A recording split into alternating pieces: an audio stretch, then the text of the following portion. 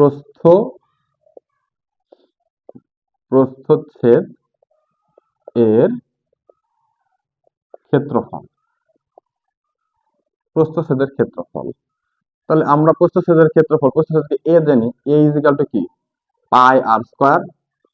এই পাই আর স্কয়ার যদি তুমি যদি এই সূত্র ইউজ করতে পারো, আরেকটা আছে 1/4 পাই ডি স্কয়ার।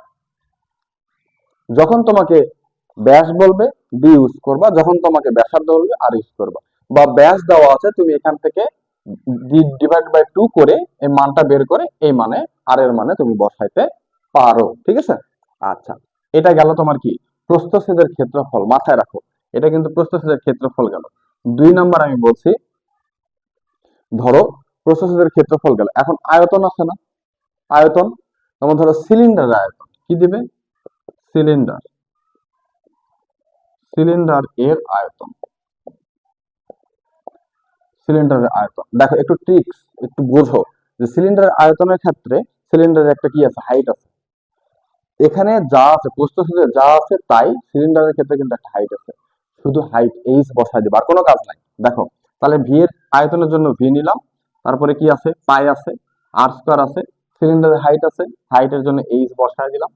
আবার এইটার পরিবর্তে আরেকটা করা যায়, সেটা হচ্ছে যে দেখো তাহলে এখানে কি 1/4 পাই ডি স্কয়ার এইচ। দেখো সেম কোনো, দেখো খালি শুধু এইচটা আমি অ্যাড করছি, আর কোনো কিছু কিন্তু নাই, এর মুখস্থ রাখার কোনো দরকার নাই, সিলিন্ডার থাকলে হাইট আছে। ঠিক আছে, আচ্ছা আরেকটা আছে দেখো, সেটা হচ্ছে যে আয়তন। নরমালি কোনো বস্তুর একটা আয়তন নির্ণয় করো, তাই না? তোমরা ম্যাথে করেছো, আয়তন নির্ণয় করোনি যে এল গুণন ভি ইজিক্যাল টু এল গুণন বি গুণন এইচ, তাই না? ইংলিশে বোঝো নাই? আচ্ছা এটা এটা যদি আমি বাংলায় বলি, দৈর্ঘ্য গুণন প্রস্থ গুণন উচ্চতা করছো, এটা কিন্তু ম্যাথে অনেক করছো, দৈর্ঘ্য গুণন প্রস্থ গুণন উচ্চতা, এটা একটা আছে। আরেকটা আছে সেটা হচ্ছে যেটা মোস্ট ইম্পর্টেন্ট, সেটা হচ্ছে কি গোলকের আয়তন নির্ণয়। গোলকের কোন একটা বস্তুর গোলকের আয়তন, গোলকের আয়তনের ক্ষেত্রে দেখো 4/3 পাই আর কিউ। ঠিক আছে, 4/3 পাই আর কিউ, এইটা দিয়ে তোমাকে অনেক অঙ্ক করতে হবে। এটা হচ্ছে তোমার খুব ইম্পর্টেন্ট একটা প্রশ্ন। ঠিক আছে, একটা তোমার এই সূত্রটাকে দিয়ে অনেক কিছু অ্যাপ্লাই করতে হবে, অনেক অঙ্ক করতে হবে। কিন্তু অঙ্কগুলা এইটা দেখে, নিয়মগুলো দেখে মনে হচ্ছে খুব কঠিন, কিন্তু অঙ্কগুলো আসলেই খুব সোজা। ঠিক আছে, আবার ঘনত্ব তোমাকে এই গোলকের থেকে একটা প্যাচ লাগাই দেবে যে আচ্ছা এই গোলকের মধ্যে ওই জিনিসটার ঘনত্ব কত। ঘনত্ব মানে কি আমরা জানি কিন্তু rho equal to M divided by কি ভি, তাই না? ঘনত্ব রো ইজিক্যাল টু কিন্তু এম ডিভাইডেড বাই ভি, এটা ঘনত্ব, এটা দিয়ে তুমি ঘনত্ব নির্ণয় করতে পারবে। ঠিক আছে, এই কয়টা জিনিস তোমাকে কি করতে হবে, জাস্ট প্রশ্নে অ্যাপ্লাই করতে হবে।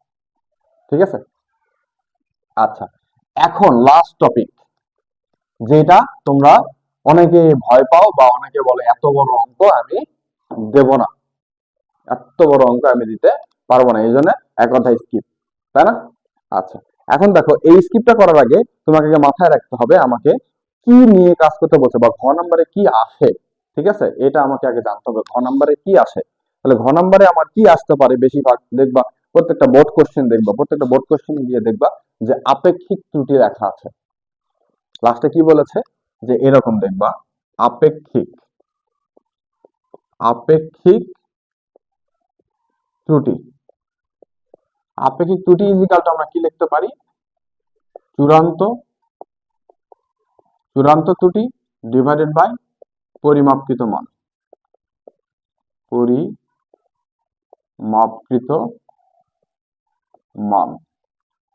ঠিক আছে, আপেক্ষিক ত্রুটি ইজিক্যালটা আমরা লিখতে পারি কি, এটা কিন্তু সূত্র। ঠিক আছে, এটা ভেরি ভেরি ইম্পর্টেন্ট সূত্র, যেটা দিয়ে তোমাকে চারে চারই পাইতে হবে বা পাবা ইনশাআল্লাহ।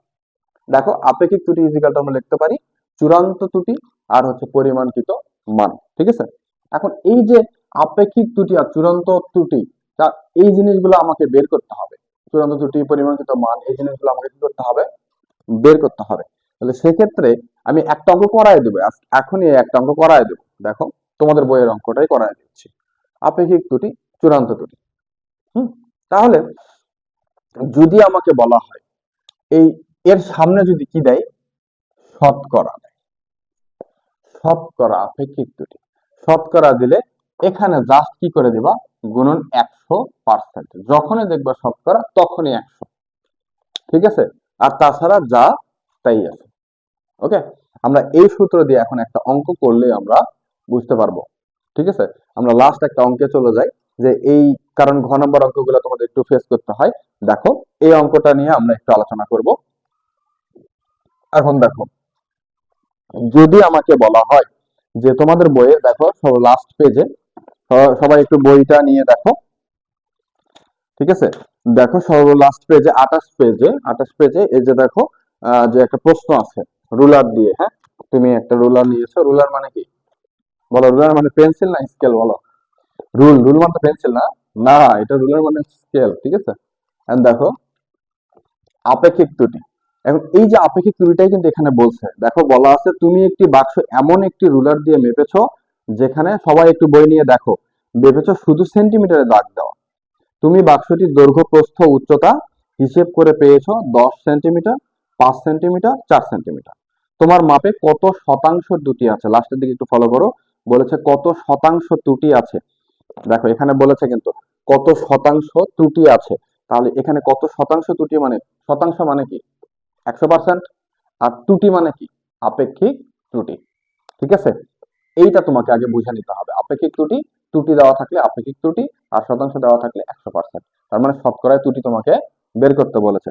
কিন্তু এখানে কোনো, দেখো একটু লক্ষ্য করো যে এখানে কি কিন্তু কোনো, শুধু বলা আছে সেন্টিমিটারে দাগ কাটা আছে, তখন তোমাকে বুঝে নিতে হবে এখানে তোমাকে ওই যে পার্সেন্টেজ বা এরকম আপেক্ষিক কোনো ত্রুটি দেওয়া নাই এখানে। যখন কোনো ত্রুটি দেওয়া থাকবে না, মনে রাখবা, যখন কোনো ত্রুটি দেওয়া থাকবে না তখন +-0.5 নিয়ে কাজ করতে হবে। 100%, কত? 0.5 নিয়ে কাজ করতে হবে।